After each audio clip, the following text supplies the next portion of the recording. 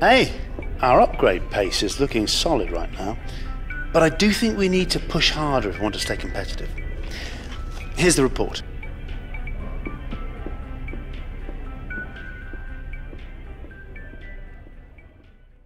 Yo, so guys, it's Tom and welcome back to a brand new video and a brand new episode of the Mick Schumacher career mode, and we're here for a brand new race in Italy after last time out in Spa-Francorchamps, getting an incredible result. And a spoiler alert if you haven't watched the video already, so in last time at Spa we got a fantastic race with Mick Schumacher putting out all the stops at his father's home track and really putting on an incredible performance there at Belgium, and hopefully you're going to try and repeat the same thing here at Monza, a track that should really suit this Manor car, which is obviously very nippy in a straight line. And you know, Monza, the cathedral, the temple of speed, and one of the best tracks in the calendar in terms of just pure satisfaction and the raw speed that you carry throughout the entirety of the lap. And as you can see, currently getting down to practice, trying to get the car set up, literally sorted out so the car's nice and it's performing nicely for qualifying, and also just trying to get a grip for this track. Obviously, don't forget Mick Schumacher's a rookie at every single track he goes to, so he needs to get acclimatised to every single circuit, or at least most of them anyway. And so far practice is going fairly well, a few hairy moments here and there, but the car overall really giving some good positive vibes, and Mick was feeling really confident carrying this car into qualifying with the pace that it had, and things were looking pretty promising for the qualifying session. But overall practice was fairly decent, and hopefully we can try and carry this into qualifying. Just going to wrap up now with the qualifying test, where Mick Schumacher would comfortably hit all purple targets and basically just clap it off with a nice purple target in the qualifying performance test. But speaking of qualifying, that's what we're going to do now, so without further ado, let's jump right into the qualifying report.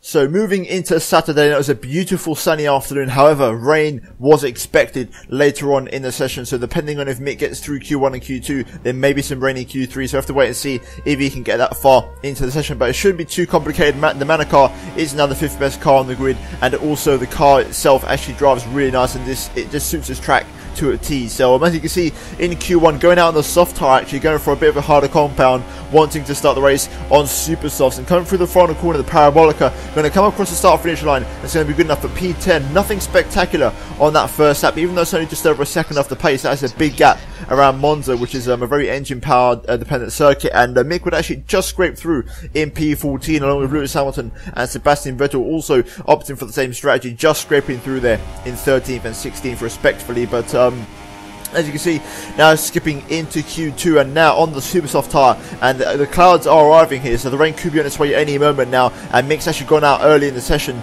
to try and get his lap done in case the rain does come down. And coming across the line now, Lewis Hamilton's the man setting the pace, and Mick comes across for P3, 7/10 off of the Britain's pace, and not too shabby there in the Manor car, which would mean he would end up the session in P5, qualifying successfully for Q3 along with his teammate Pascal Vernon, and you can see he's also managed to get through there in P10. But riding on board now in Q3 for the entirety of this lap, and it was very, very mixed conditions on the knife edge. It started out wet and it went dry right towards the end of the session, and Mick, as you can see, crosses the line with a couple of seconds to spare, and now it's a question of trying to get this lap hooked up. Everybody's done a lap on intermediates except for Mick Schumacher, who's going to try and risk it on the dry. So as you can see into the first corner, missing the apex slightly, the track pretty wet in this first sector. The best part of this track is the final sector. This is where the track is really, really dry compared to the other two. So as long as he can get the car to that final part of the lap, he should be in pole position, or should be almost thereabouts. So as you can see, getting a good run out of the first corner, trying to go flat out through turn 3, now into turns 4 and of the Variante de Rotofilio, I believe,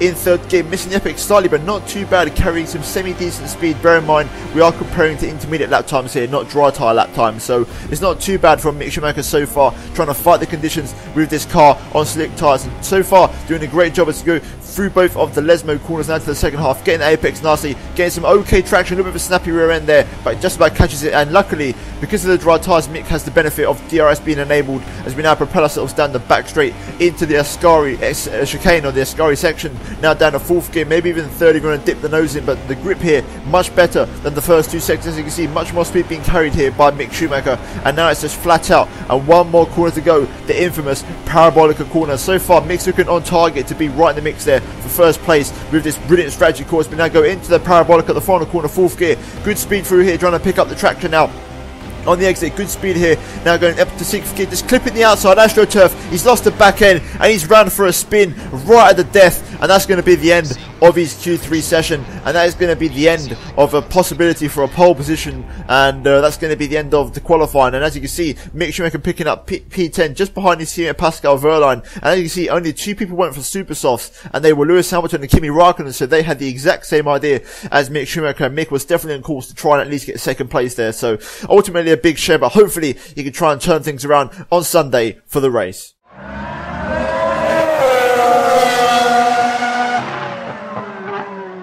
So moving on to the race and the beautiful Sunday afternoon here with a nice bit of sun and hopefully no chance of rain. We have to wait and see what happens, but fingers crossed we can avoid what happened in qualifying and just have a nice clean dry race, because this is a track where ideally I think Mick and the Mana team would prefer it to be dry, just simply because the car performs quite decently around here because of the way the car's structured. So as long as the track's dry, then this should suit the car beautifully and it might actually benefit more than a wet race. So fingers crossed that is the case here at Monza. But you know, Monza, a great track. Like I said, one of my favourites on the calendar, famous obviously for its famous Tifosi fans, and the Monza layout, you know, a very simple track as you can see on screen right now, nothing major to hide. It's got a few chicanes which are the major key points of the track, but at the same time, because of its lack of corners similar to Austria, because there's only so many few corners, every single one of them is so crucial, and you have to get every single one absolutely right, and obviously that wasn't the case in qualifying where Mick put it in the barrier on the exit of Parabolica, just clipping the outside of the green sort of paint AstroTurf sort of thing on the exit Parabolica here. But nevertheless, we're going to have to see how this race lines up, and fingers crossed Mick can get a good result here. Obviously this was one of the tracks where his father, also being a Ferrari driver, was a real big fan favourite here. But nevertheless, we're going to jump right into it now, gearing up to the 5 red lights for the Italian Grand Prix, and it's going to be lights out and away we go here now for the final race of the European season getting underway. A pretty good start here from Mick Schumacher, getting at the jump almost on his teammate as we now go into turn 1 for the first time. Going to try and find the inside line, and pretty good from Mick Schumacher here, just trying to pick up the inside of Sergio Perez, making sure he stays out of any sort of incident so far. Into turn 2, Wehrlein getting caught up there, and Perez pushing Mick onto the gravel, and the Haas car getting all out of shape. But so far so good for Mick Schumacher in the Mana car, getting a pretty decent start there, and he's going to be just about able to keep Perez behind him because of the straight line speed of the Mana car, up into P8, so 2 places gained so far at the start of the race. But a couple of corners later, after the Lesmos, Perez cranking up the Mercedes power unit, trying to make a move here on Mick Schumacher into the Ascari chicane. Is he going to try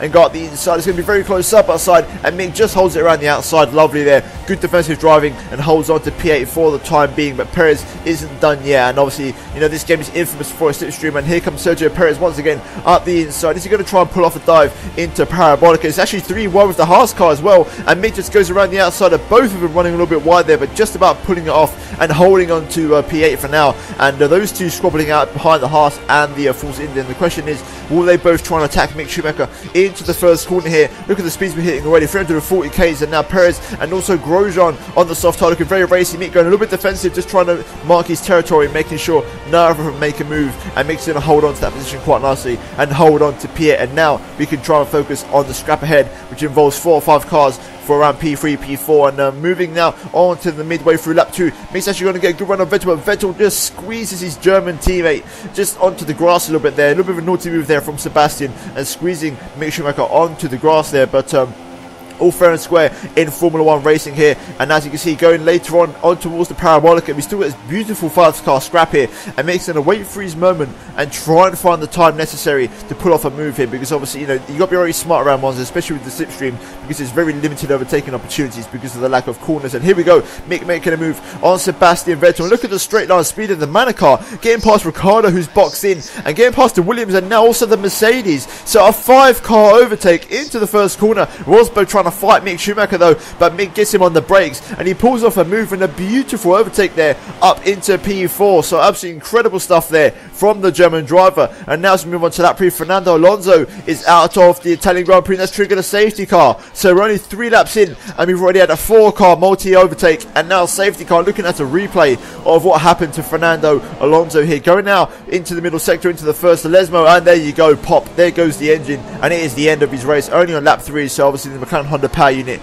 not being able to cope with the high speeds and the high demands of the Monza circuit there, and it basically just had enough. And at the end of that lap, it's time for a bit of a strategy change here, and the super softs weren't designed to go particularly long at this track. So Mick's going to go on to another set of tyres, and we have to wait and see which ones they are, but hopefully you can go for a nice long strategy here. And obviously everybody's in the pits behind him, as you can see on the mini-map, and looks like he's going in for a set of medium tyres. So it looks like Mano trying to go nice and long in this second stint on them white wall mediums, but Rosberg just behind, rejoining on a set of softs by the look of it. And looking at a traffic situation, Mick's going to rejoin in around P14. So hopefully most of the cars should peel off into the pit lane after a few laps have gone, and eventually Mick is actually going to restart in P11. So a few more cars did eventually do their pit stop, and now we're going to go back to green flag conditions here, back underway after the safety car comes into the pit lane. And here we go then, green flag, it's time to go racing, and this Manor car is very quick in a straight line. I'm looking forward to see what Mick Schumacher does here. Also Nico Rosberg in the mirrors there on the left hand side, making it 3 wide already into the first corner here,